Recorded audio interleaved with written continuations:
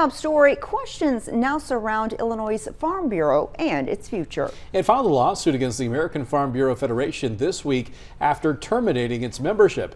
WGEM's Dylan Smith following the story for us. So Dylan, do we know what the local impact might be?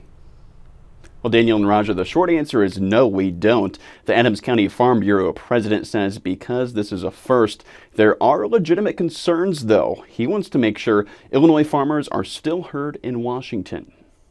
We need to make sure that our side of the story is told. The future is unclear. It has not ever happened in the Federation's history. What effect could the American Farm Bureau Federation's decision to terminate the Illinois Farm Bureau's membership have? A lawsuit filed this week by the IFB claims they were terminated because of a modification made by their affiliate company, Country Financial. The company decided to drop the requirement for non-farm insurance policyholders to become Farm Bureau members. Illinois Farm Bureau President Brian Duncan declined an interview but issued a statement saying in part, quote, "This decision is not only the right one for its policyholders, but it's good for the Illinois Farm Bureau and county farm bureaus because as Country Financial succeeds, so do we and vice versa." Duncan went on to say that he refuses to accept the termination.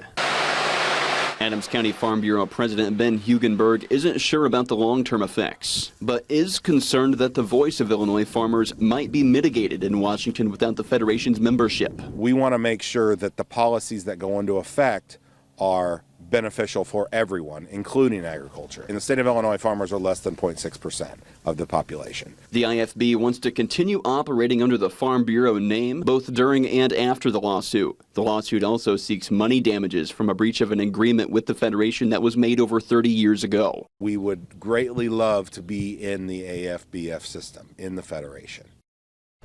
And the Federation sent 2 letters to the Illinois Farm Bureau last month warning the IFB that membership termination could be coming.